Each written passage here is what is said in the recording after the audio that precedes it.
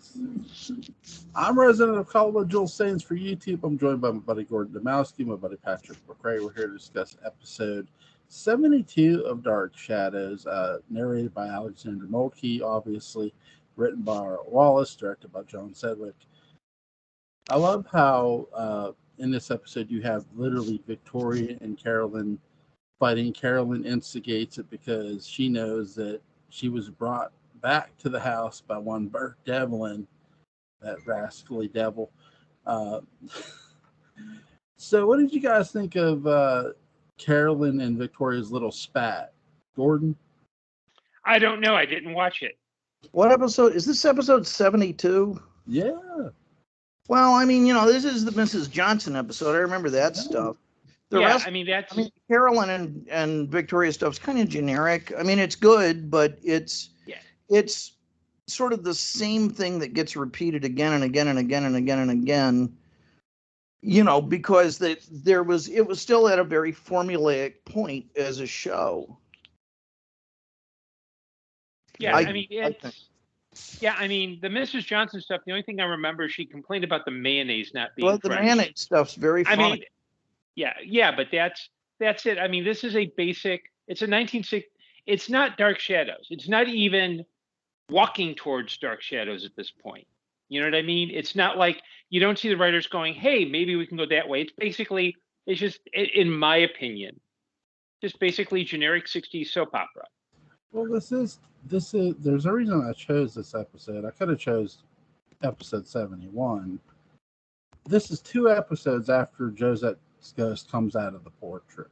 And there's nothing about Josette's ghost here. It's like... No, not in this episode specifically. But when I think about this episode, I think about one constant thing. Each episode after 70. And even before that, there's moments in Dark Shadows. And the reason I bring up this episode is this. When you go back and you watch that figure appear in the drawing room entrance, and Victoria's hollering at it, it doesn't answer. That's a ghost. Then when you see Josette's ghost come out of the portrait, what's your thought? Wait, when's the next ghost going to appear? You're sort of waiting. Like, what's going to happen now? Because now you've been told this house is haunted. Now you're shown this house is haunted. And it's like, oh shit. It really is haunted. And now here's this girl looking for answers for her life, and about her past. And now she's caught up with this crazy family where, hey, their house is haunted. Hey, they've got problems with this Devlin guy. They seem, for the most part, Liz doesn't like him. Roger hates him. Carolyn wants to sleep with him, perhaps. And then there's Bert Devlin, who's hitting on your ass, Victoria Winters. And she herself is just caught. And Roger, the previous episode shows her the cannery around town. In this episode, when she gets brought back by the end of that episode, and in this episode, there's a real good confrontation between her and Elizabeth. Elizabeth, says to Carolyn, I don't know, I'm thinking about firing the governess. And when she goes to Victoria's room, there's a heated confrontation. And I love what Victoria says to her, then fire me. Because it's like, that's a big gutsy move. Right. Mm-hmm. It's like in every way, you're calling her bluff. Like, okay, you want to fire me? Do it. Go right ahead. You're chicken shit she's almost saying you're chicken shit if you don't. And I like that about Victoria in this episode. So that's another reason why I picked this episode. Victoria is not just this character who says, oh, I don't understand. No, she stands her ground with Liz, with Carolyn, and even with Burke at times. And in this episode, it's a good strengthening of the character. You do have the Mrs. Johnson stuff, which is fun. I love the man. I made my mayonnaise fresh, homemade. She's reminiscing about Bill Malloy. She's out for revenge, and I really love Catherine Lee Scott's like, whose eye are you? Who are you looking at? She's worried about her dad, Sam. I love Kathleen Lee Scott's sell job of it. It's really well done between the two actresses. And that's the thing, too. I love how the fact that Mrs. Johnson is so focused on vengeance at the Collins family, she doesn't sort of quite notice what Maggie's doing, which I like. What did you guys think? Sorry, I'm rambling. No, I mean, I think it's an interesting way to introduce character Mrs. Johnson. I think it makes her memories in 1995 all the weirder because I don't know what Collinwood she's talking about. But, you know, my hope is that that's part of the point. Yeah, that sequence is probably the best thing I remember about the episode. And I actually remember Patrick's description of it in the daybook because I looked it up.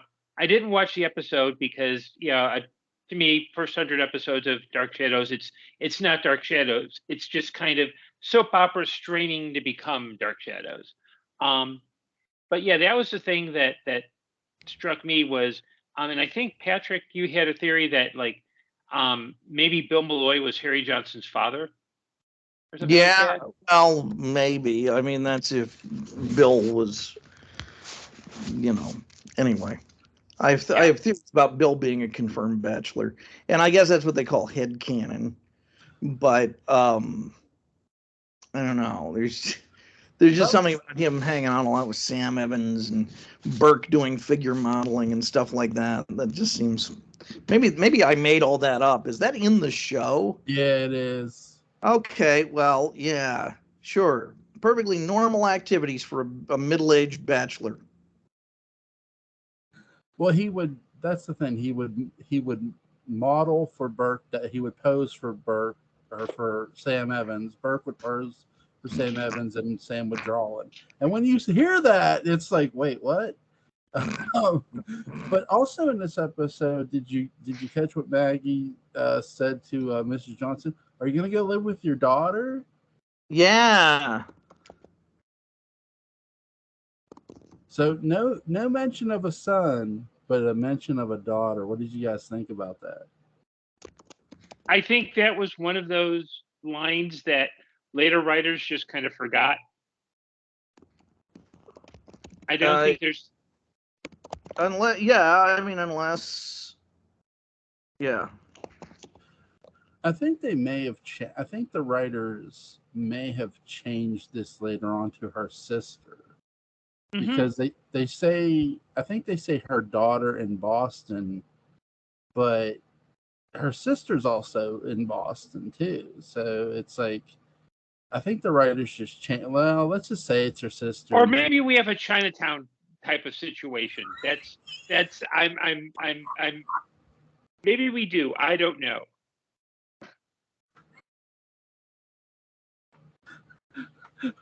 And the fact that Jewel got that joke, I'm very impressed.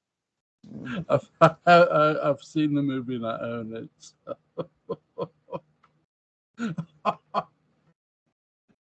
Oh my god! For those who have never seen the movie Chinatown, starring Jack Nicholson, there's a scene where Jack Nicholson, who's this private investigator, he's interrogating this woman, and she goes, "What is she? My daughter, my sister, my daughter, my sister," and like, it's really, and it's both at the same time, which is really, really messed up in the movie. Great movie, great watch. But and that, viewers, was your resident of Collinwood pop culture reference explanation. Yeah. We should get an NEA grant to do some of this stuff. You know what I mean? Pay for some of your expenses, but also like provide educational content for the kids out there, because we know the kids are on the YouTube. They're watching Linux videos, they're watching laptop disassembly videos, and they're watching us. We're on the wave of the youth vanguard and all that. Every like, Julie's gonna take me out the house tomorrow, and every time I get out the house, I talk about Dark Shadows to complete random strangers. I'm like, "Have you ever heard of Dark Shadows?"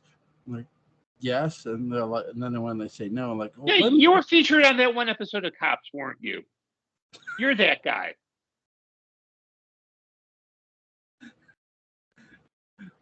Was that the X-Files crossover episode? No. Did you see that episode though? Not for a while. Okay, it's funny. It's terrifying and funny. Because they shoot it like a cops episode. Mm-hmm. So, Patrick, did you see that episode of X-Files? I've never seen an episode of the X-Files. Really? No, I was in graduate school. And then I was working, so I didn't have time for TV. Ah. Mm-hmm. Well, there's an episode of X-Files where it crosses over with cops, and it's an interesting episode. It sounds like riveting entertainment. That's I can't imagine why Newton Minow called television the vast wasteland when you've got a bounty like that just waiting, a cops crossover with the modern day Kolchak. Mm-hmm. Was it introduced by Alice Cook? No, the way they shot the episode, they shoot it like, again, if you've ever seen an episode of Cops. I've never seen an episode of Cops ever in my life. I cannot tell you one. I assume it involves police officers, but other than that, I know nothing about it. Yeah, it's basically it's cameramen following real life police officers around, and they shoot it like an episode of Cops, where there's cameramen following the cops and Mulder and Scully happen to be there. They're talking about this monster that keeps killing people, but it's basically a Kolchak remake episode in a sense. You know, the episode where there was a monster. What's your worst fear, in a sense? What's their worst fear killing them? So. Okay. And so what? Okay. And so what is the worst fear? Is it like some sort of molesting parent? Well, no, there's a bunch of there's a monster that looks like a wolf man. Then one woman gets killed by Freddy Krueger. There's this person who gets killed by Freddy Krueger. Literally, like, she goes, it was Freddy Krueger, and the one actor makes a smart ass comment. He goes, "Yep, they keep having trouble. They keep having trouble killing them in the movies." And I laughed my ass off when he said that too. That sounds fun. So you guys, I guess you guys' favorite scene in this movie is Mrs. Johnson at the diner, at the motel diner, right? That's what I remember from my daybook essay on it. Is that she was, the part is that it introduces a really interesting character. I think the bad part is that. Bad part is the stuff around it. Well, no. For me, the bad part is that I wish they had built on that Mrs. Johnson. That they introduced a hell of a character and had a wonderful actress and writer. Later went on to be a very fine writer, Clarice Blackburn. And I don't feel like they ever kind of reached the height that they once sort of had, or that they had as a potential with her. I kind of feel like, I don't remember how many episodes Art Wallace wrote. He wrote the first 100 or maybe 75 or something. But I feel like he's into the home stretch, and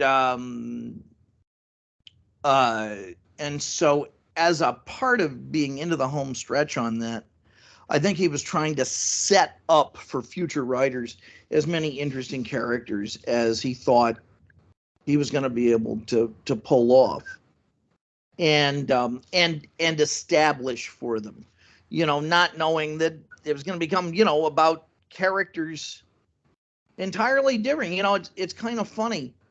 Maggie Evans is the one I would say, yeah, Maggie and to a lesser extent Carolyn, a little bit of David, are the three characters that he set up that had the staying power. You know, if you look at sort of Art Wallace's real legacy, I mean, yeah, Roger and Liz are kind of in it, but by the end of the primary time storyline, they've vanished. You know, Liz shows back up to tell them they're late for Roger's meeting, but Roger disappears middle of the Leviathans, and that's it. Mm-hmm. Gordon? Yeah, I think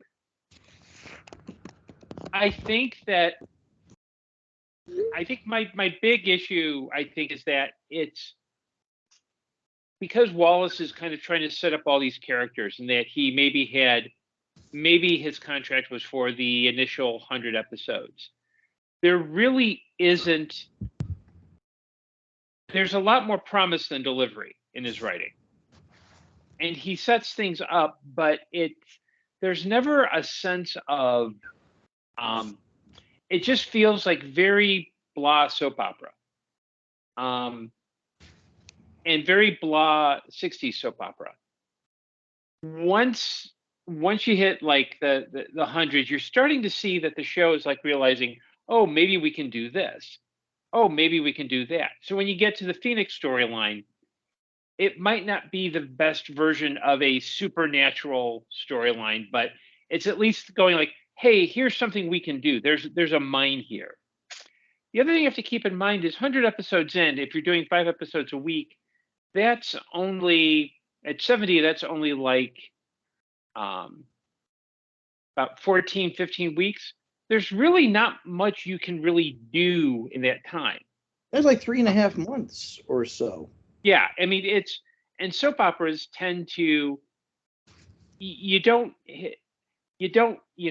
have to start investment. And I feel like here in this episode selection, it feels like, let me use an analogy. You'll get, there'll be someone who'll talk about a great musical album, but they'll say, oh, okay, well, okay, that's a great track. That's a great track. And there'll be that one person that always finds the filler, the thing that is the most derivative. That's like basically the worst song on the album. That is total crap. And okay, that is genius. I do that sometimes. And you know, Gordon, I have to say, fandom overall, I've always gotten the feeling, considers Dark Shadows to be the filler on the album of horror. Now they're wrong, and I don't mean to derail Disraeli the point that you're making, because it's a separate point. But I do have to jump in with that I do feel like, you know, we are to them what that particular fan, you know, the fan of the weird filler stuff, kind of is to the record world, if there is a record. God, I sound like I'm from 1952. Right, and sometimes that weird track has nothing to do with the rest of the album. Maybe it's just they needed 5 minutes to kill, and they needed to do that. What that song is, it's Sloop John B on Pet Sounds, one of the most important albums of the 20th century. And then there's this thing that's like in the middle of it. And the only reason it's there is because they needed a hit. Yeah. Yeah. But it's easy to focus on, especially something that's very protean, very, very early, and go, well, that's just as valid as the rest of it, or it's worse than the rest of it. Dark Shadows at this point is still trying to figure out its voice. I mean, they're doing some stuff well, but it's easy to go to the early stuff and be like, well, I appreciate this because as a true fan, I know that this early stuff is just as valid, and not see it in context. I don't think to me, it's just typical 60s soap opera. It's not bad. It's not good. It's not exceptional. It's just okay. I will say to everyone I just alienated a few minutes ago, I have seen the X-Files movies. I worked with a guy who was the bad guy on the first episode of Millennium. Cool. The X-Files spinoff. So I got that. Yeah, Gordon, to your point, when we get this deep into the weeds of Dark Shadows, I mean, there is value in sort of delving into these weird corners.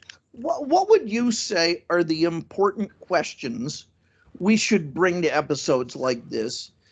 Because they're not bad, but they are alien to what most people think of when they do think of Dark Shadows, and that's not a qualitative judgment. That's just a quantitative thing. So what's the best way to get the most out of them and help others get the most out of them? I think one thing is to help people, is that people should understand this comes in a context. That the pre-Barnabas episodes really are pretty much almost the first year of the show. If you look at it breaking down in terms of time span. Most shows in their first year are trying to figure themselves out. They're trying to establish not just what works, but what doesn't. With a show like Dark Shadows, because we know that after 210, things get very dramatic. The writing improves because you have new writers come on board. You also have storylines that are willing to take chances. This is really not much of a show that takes much of a chance. Okay, you've had a ghost 2 episodes before, but it's not the events are just, the supernatural events are just kind of events. They don't really kind of coalesce until the Phoenix storyline, where it's like, okay, let's take this ball and run with it. Here's why I disagree with that. What was Dan Curtis a fan of? Barbara Steele. Well, he was a fan of the traditional monsters, right? Dan Right. Curtis. Dan Curtis grew up when you watch the horror movies of the 30s and the 40s. In the beginning episode, when you watch House on Haunted Hill, the original, mm-hmm. and you watch Dark Shadows, I see a lot of House on Haunted Hill. Mm-hmm. Not just visually, but in the conversations people are having about not just the family, but the house. In the very first episode, who's your Collinsport native? It's not Victoria Winters. It's Maggie Evans. Maggie Evans is saying about chains rattling on the wall in the very first episode. You're building the characters, whether you'll admit this or not, are building the ghost. And to the audience, hey, the house, it's haunted. There's something wrong with that place. Legend. Now, you could say, well, that's just a legend. But every legend has a kernel of truth to it. We find out that Miss Evans isn't wrong. She's absolutely correct. The house is haunted. We see a ghost in the drawing room entrance. We see Josette's ghost come out of her portrait. Later on, Victoria is going to see the ghost of Bill Malloy. She's also been told about these widows. See the ghost of Sonny von Bulow. Anyway, continue. And that's the thing. Like, Dark Shadows, to me, will always be one series. And this is why. Because you've had a main character named Maggie Evans build the ghost. If it had been if Victoria Winters, who's an outsider, if she would have said about the ghost, it wouldn't have been believable because she hadn't been there yet. Maggie has grown up in Collinsport. She's been in that town. She knows about that house. Her father knows about that house.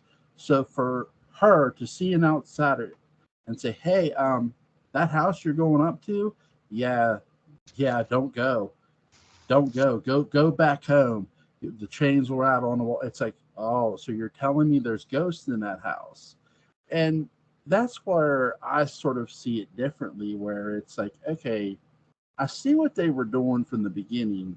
They're sort of they're taking every ghost story they've ever heard and saw and subconsciously planning it in your mind to say, if you've ever heard a haunted house story in your life, Collinwood is another haunted house story, but with characters who are going to come and live in that house. And one of those characters is one Victoria Winters who doesn't know her lineage, who doesn't know about her past. And she has several interactions with ghosts. For first ghost, also people, she talks to Liz, Roger, Burke, David, Carolyn, Mrs. Johnson, when Mrs. Johnson finally actually moves into the house. And you're right, Mrs. Johnson, I do feel Mrs. Johnson somewhat to the degree when she goes in the house, she does ask questions, but she's never, to me, she's not as hard-nosed as she was when she was on the outside. She's just more relaying information to Burke Devlin. And the information is just like, okay, that's nice. And I'll say this, like the most important to me she becomes, Mrs. Johnson, is when you sort of see her take a stand against Burke during the Phoenix arc. When Burke's calling her a liar. Oh. And she's like, no, I'm not lying to you. Maybe you're lying to yourself.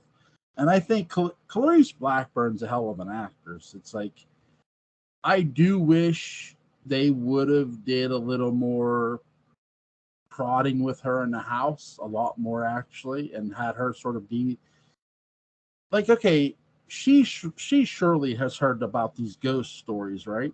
Okay. Yeah. Why not try to scare the hell out of Victoria and Carolyn?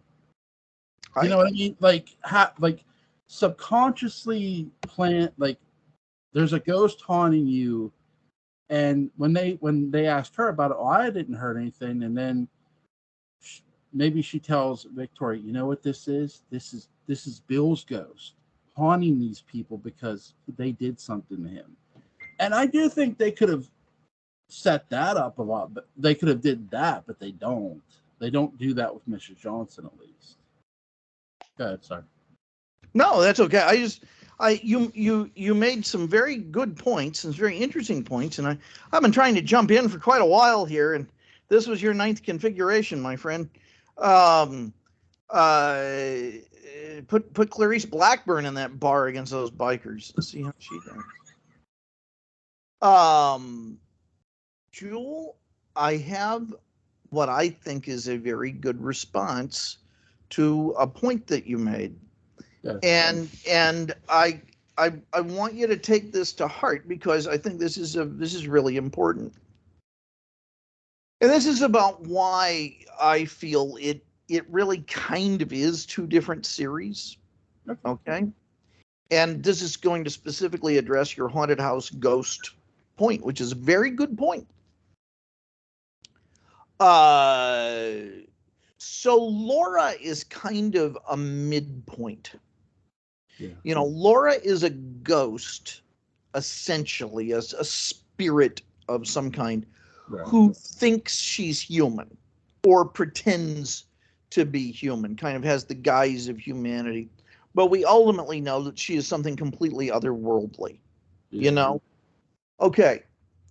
Now, prior to that, the ghosts that we deal with are ghosts. The supernatural threat that we deal with on Dark Shadows is a ghost threat.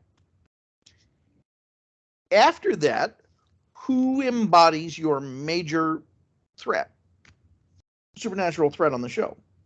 After the Phoenix. Barnabas. Is Barnabas. Okay. So Barnabas is a creature of matter. He is undead flesh and bone. He has, at the very get-go, when we finally see Barnabas alone, he gives us something a ghost never gives us. Doesn't make him better or worse. I'm not saying that. Right. He gives us this long revelation about the past. he actually provides us with information. He takes mystery away. And so you're dealing with not only two very different types of threat, but shows that are built on two very different types of threat. Not better, not worse. Not saying that one's better or worse. When you're dealing with a ghost, you're dealing with something that by its very definition can't be measured, predicted, understood entirely. That's the scary thing about a ghost, is that there are almost no terrestrial type laws that it obeys. It can do sort of whatever it wants, whenever it wants. It can reverse cause and effect. And it's that very undefinability that makes it scary. It's the ultimate existential villain. When you've got a vampire, and thus when you have a series that's then survives as a result of that vampire, with a few exceptions that scare the hell out of me, figures like Judah Zachary and Gerard, you're dealing with a show that has built itself on. You're dealing with a show that has built itself on a villain who, by his very nature, is understandable, is tangible, used to be. We're even taken back in time at the first possible moment to see him as a human, and he's made a human. And so you're dealing, one, with a show that's basically, after Barnabas, is various forms of romanticism. It is a tragic and flawed major character who, because of the size of his loves, is going to be punished. But that's all very real. The fact that his messing around with Angelique is what got him in trouble, and that Quentin messing around, with the Phoenix, bringing it all home, is kind of what got him into trouble. These are intensely earthy figures, as far away, while having the thing in common of being a scary, they're as far away from a ghost as you can get. And when you're dealing with a ghost, you are dealing with this really deep mystery.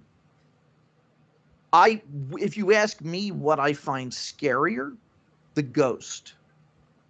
I find very little in Dark Shadows as scary as some of the stuff in this first 200 episodes.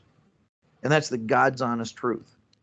And I like talking about that. I like talking about those things because it's cold and it's mysterious, and it's kind of cruel to you as an audience member, because it's just going to let these threats strike whenever they want. It doesn't care about you. It's gonna, Barnabas cares. This doesn't. And so, but I'm not sure you can build a show on that. Like, there is a show you might have seen, you might not, called Space 1999. Have you ever heard of Space 1999? Not sure. Okay, it was done by the people who did Thunderbirds. Have you heard of Thunderbirds? Thunderbirds, Fireball XL5, that stuff. But it was live action, starred Martin Landau and Barbara Bain in England. And it's on Tubi. It's on Tubi. And it was essentially an attempt to do 2001: A Space Odyssey every single week, at least in the first season. And God, that's a great movie, but it's hard to make a series based on it. I think one of the things Dark Shadows might have run into, and I'm not certain, again, this is not better, this is not worse, this is just different, is that it's very hard to build a series on a villain, a recurring villain that by its very nature can't really be defined. That's a tough thing. And I think it's a shame. I really would like to have seen that series. I think it's worth speculating. I think if I were to write fan fiction, I would try and write a Shadows on the Wall fan fiction, to imagine where the Shadows on the Wall story would be 5 years from the beginning of Dark Shadows if Barnabas had never been introduced. And if the hardcore themes of Art Wallace had been 100% successful. So that's my 2 cents. And I don't think I'm disagreeing with you, Jewel. I am just trying to explain why I think they're 2 different shows.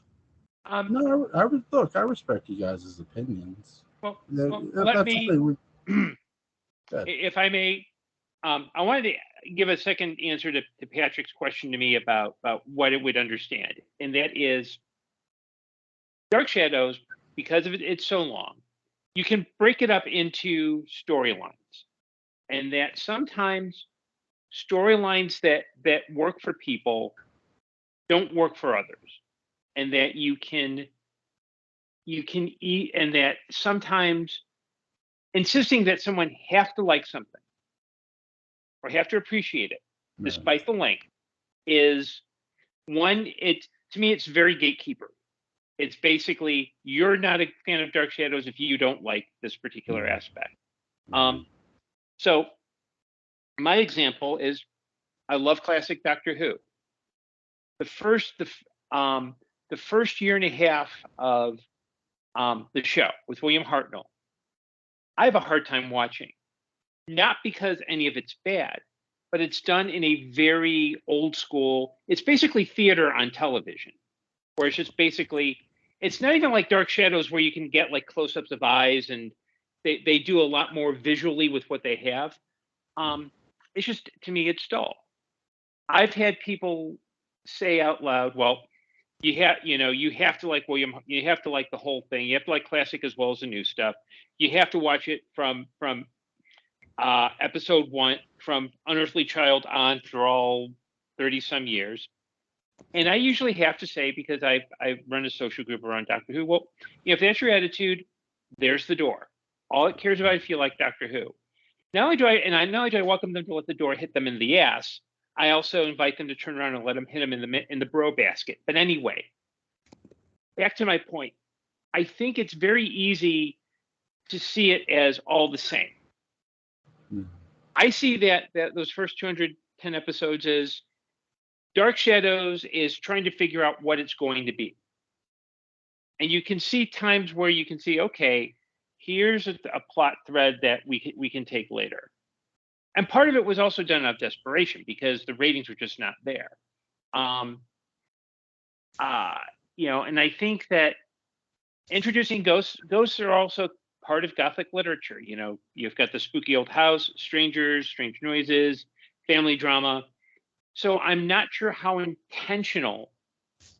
I could see Dan Curtis thought of this as a Gothic soap opera. I'm not sure that Art Wallace saw it as a Gothic horror soap opera. He might have been more focused on the relationships and, okay, we'll throw ghosts in just to keep Dan happy. Like, we don't know what that dynamic is. But as you see the show progress, it's really starting to lean into the supernatural, but also the tangible supernatural a little bit more, where it feels like for a while they're flipping a coin. Is it a ghost or is it just something else? And then by the time we get to Barnabas, they decided, oh, okay, this is what we're sticking to. So for me, this period, I can't really, to me, it's more like a prelude to Barnabas than it is a different show, if that makes sense. I was talking, when I go out and I talk to people who are old enough to watch the show in its original run, there are very mixed opinions, and I like. And one of them, the one lady said to me, she goes, I remember watching that show, and she goes, to be honest with you, she goes, the only thing I remember about it is Barnabas. And she goes, and I watched the beginning episode. She goes, I was surprised that it made it 200 episodes because of, it was just a soap opera. And then I hear some people like the beginning episodes. I do think there will always be a mix. Again, am I saying people should, have to like the beginning episodes? No, by God, you don't. Well, I don't think you're saying that. I will say that the series in whole is always interesting to me because again, when you hear the conversations of Maggie talking to Victoria for the first time, this is a woman trying to scare another woman away, and she doesn't know her, and I love that dynamic. And it's like, well, wait, are you just trying to scare her, or are you legitimate about that house? And then it's like, oh, okay, she's legitimate. Because I think where Dark Shadows really, again, they when they do the Phoenix, they're really braving a whole new world. Because I mean, what's a Phoenix? A mythical creature that the only other Phoenix I knew outside of Dark Shadows was goddamn Jean Grey. And it's just like, so it was really interesting to see how Dark Shadows did that. And the fact that they did it that way in the 60s was just ballsy as hell. They cast a very talented actress in Diana Malay. They have her play this amazing role, and she nails it. And I know there's other actors that, again, helped it because you have Peter Guthrie, or Dr. Peter Guthrie, Victoria interacts with her, Carolyn interacts with her. They put Elizabeth in a damn hospital. So the fact that you put a character Joan Bennett's playing in a hospital, it helps get the character over even more so, which I like. Again, Dark Shadows is just something that is so fun to watch, no matter where you watch it from. For me, it really is. I guess a movable feast or something. It's got it. No, seriously, it is going to provide something for almost anyone if they open themselves to it. I to as someone of a kind of the lost generation of Dark Shadows fandom, which I think is really true because you've got this one generation that grew up with it. Then you got another generation who, got to see it streaming where, these episodes are available. And in between, you had those of us who kind of the World Vision years. And we only got a very limited kind of view of all of this. And so these episodes existed in legend. For you, you're very lucky, and just like the ran home from school generation, in that it's all one continuum for you. Yeah. You can refer to it as pre-Barnabas stuff, and that's true. But for us, this literally was not part of Dark Shadows for the most formative parts of our relationship with the show. It was just sort of like this footnote rather than being an organic part of telling this story.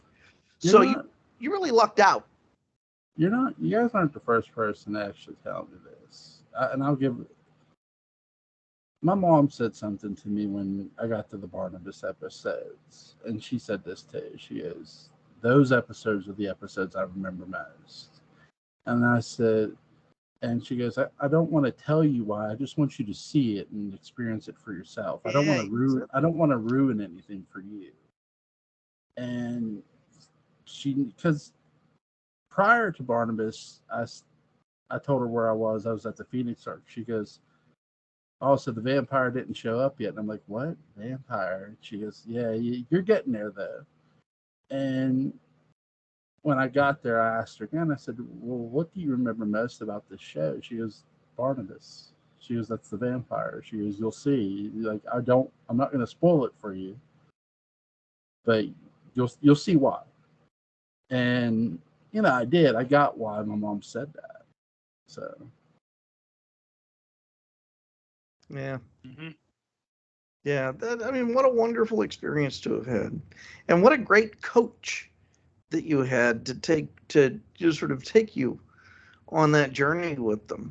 Well, that's the thing. Like when my kids watch something, when they were younger, I would sit there and watch a lot of things with them. And even when they're older, I try to sit there and watch it with them. The difference with my kids is they don't so much ask questions; they just watch. And now you're not torturing dogs or something. That's not what you're making them watch, is it? Tell me that's not it, Joel. That's hearing you say they just sit and watch, you know. Yeah, they don't mind the squeals or the gruesomeness. No, I can't do that. I can't. Oh, God. No, Joel, I'm sorry. That was I've had a very, very, very challenging and satisfying, challenging couple of weeks. So I am on a new type of running on fumes. I had a dream last night about Roger Davis that is not repeatable, not for like, you know, Rabelaisian reasons. Yeah. But it was like something out of a David Cronenberg. It kind of had shades of David Cronenberg meets Train Spotting. Yeah, let's just leave it there. Leave it there. Yeah. I'm not making this up. Poor Roger had to guest star in it. The guy. I love that guy. He deserves better. I hope he got a residual check for guest starring in my nightmare last night. Is there anything you guys want to add about episode 72? No, Joel, thank you for having us on, though. I really appreciate it. It's just invariably the highlight of my day. I mean that. So thank you. It's always an honor to have you guys on. When's the next night is good for you guys? Whenever you like. Is tomorrow night good? It's fine with me. It's Patrick. It's your turn to pick an episode, by the way. Oh, all right. Let's see. I think we should watch. Let's. What's the first? I know you're a big fan of Mr. Best and all of that. Oh no! Let's watch the episode. Let's watch the Android episode, the Harrison Monroe Android episode. You know, where Quentin and Chris Jennings confront this Wild West Charles Delaware Tate. Yeah, where the head comes off the body. Let's watch that one. I'll send you guys the episode number for that. Okay. I'll go watch some X-Files. I'll tell you what I think. Yeah, please do. I'd love to hear your thoughts on it. Links to Gordon Dymowski's Amazon page is going to be in the description box. Links to the Dark Shadows Day book, Unbound Audio, is going to be in the description box. Go pick that. Go listen to that. Gentlemen, have a wonderful night. Joel, thank you. Thank you, guys. Bye.